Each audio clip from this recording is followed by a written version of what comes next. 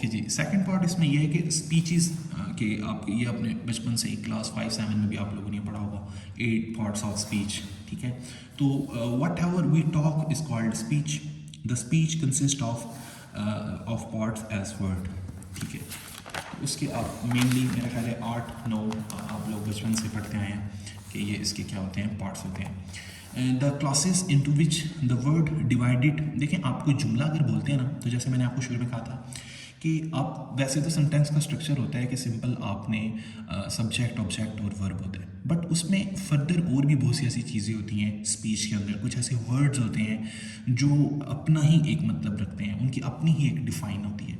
मिसाल के तौर पे जिनको पार्ट्स ऑफ स्पीच कहते हैं, जी हाँ, वो 8 होते हैं। जैसे नाउन। अब नाउन के बारे में मैंने एक दफ़ा ये पढ़ा था कि एक ले मैन को ये बताना हो कि नाउन क्या होता है, तो नाउन इज़ एवरीथिंग। आप कोई भी चीज़, ये आपके सामने चार्ट है, ये टेबल है, ये कप है, ये स्टेपलर है, ये सब कुछ नाउन है। So noun is the name of any person, any place, anything. अब थिंग जब आप कह देते हैं तो अब थिंग का मतलब आपको पता है कि कितना वास्ट है, कि कुछ भी चीज़, दुनिया की कोई भी चीज़, that is the noun. Pronoun क्या होता है कि आपने किसी वर्ड की जगह पर उसका एक सबऑर्डिनेट यूज़ करना होता है। The word is used in the place of noun. जैसे आपने मेल की जगह ही यूज़ करते हैं, फीमेल की जगह शी यूज़ करते हैं, किसी थिंग की जगह इट यूज़ करते हैं, प्लूरल की जगह दे यूज़ करते हैं, अपने लिए आई यूज़ करते हैं। इसी तरह एडजेक्टिव किसे कहते हैं? कहते हैं ऐसा वर्ड जो सिर्फ और सिर्फ नाउन की एक्सप्लेनेशन करे, नाउन के बारे में फर्दर इंफॉर्मेशन दे, नाउन को क्वालिफाई करे, नाउन के बारे में बताए कुछ ना कुछ। जैसे अली इज़ ब्यूटीफुल। अब ये ब्यूटीफुल कौन है? अली। और अली कौन है? सब्जेक्ट, नाउन, ठीक है। सो ऐसे वर्ड्स जो नाउन के बारे में क्वालिफिकेशन दें, नाउन को एक्सप्लेन करें। वर्ब मैंने आपको पहले बताया, एक्शन वर्ड्स होते हैं जो उसमें परफॉर्म कर रहे होते हैं, ठीक है। That is simple. एडवर्ब क्या होते हैं?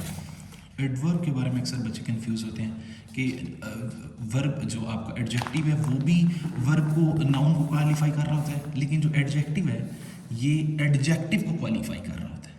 कि अली इज़ ब्यूटीफुल, ठीक है, लेकिन अली इज़ वेरी ब्यूटीफुल। अब वेरी कौन है? यानी कि ब्यूटीफुल को वो कह रहे हैं कि वेरी ब्यूटीफुल, और ब्यूटीफुल किसको क्वालिफाई कर रहा है? नाउन को। सो ऐसे वर्ड जो एडजेक्टिव को क्वालिफाई करें। अली इज़ फास्ट, ठीक है, अली इज़ वेरी फास्ट। तो इस तरह के वर्ड्स जो एडजेक्टिव को क्वालिफाई करें, जो एडजेक्टिव का मोर मीनिंग दे, एडजेक्टिव को जो है वो एक्सप्लेन करें, तो उसको हम एडवर्ब कहते हैं। एडजेक्टिव और वर्ब को, और इटसेल्फ एडवर्ब को भी, ठीक है, वो एक्सप्लेन कर सकते हैं। इसकी बहुत सी एग्जांपल्स आप यूज़ कर सकते हैं। जैसे यहाँ पर हैप्पीली लिखा हुआ है, लो लिखा हुआ है, आई लिव हैप्पीली देयर, ठीक है।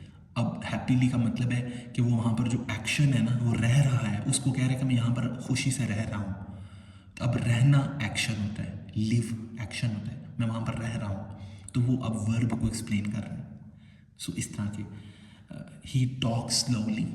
अब स्लोली क्या है? टॉक है, और टॉक क्या है? वर्ब है, बात करना है, एक्शन है। बहुत सी एग्जाम्पल इसमें आप ली जा सकती हैं। प्रपोजिशन ऑब्वियसली ये ऐसा वर्ड होता है जो दो ग्रुप्स के जो है वो जो पार्ट्स हैं उनको आपस में जोड़ता है और बताता है कि इनका आपस में और आपस में क्या रिलेशन है। कैट ऑन द टेबल है, या कैट इन द टेबल है, या कैट अंडर द टेबल है। सो इस तरह के जो वर्ड्स होते हैं, इन, ऑन, फ्रंट, बिसाइड, विद, जिसको आप फैन बॉय भी कहते हैं, जैसे फॉर, एंड, नीदर, बिफोर, ठीक है। इस तरह के वर्ड्स प्रपोजिशंस कहलाते हैं। कंजक्शंस किसे कहते हैं?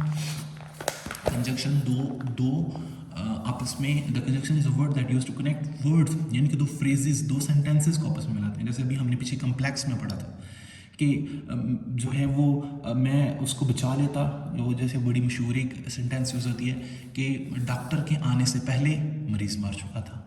Before coming the doctor the patient had died. So ये इस तरह के वर्ड, मैं वहाँ पर गया बट मुझे वो ना मिला, मैं ये कर देता बिकॉज मैं इसमें अच्छा था। तो ये इस तरह के जो वर्ड्स होते हैं, दैट इज़ द कंजक्शंस।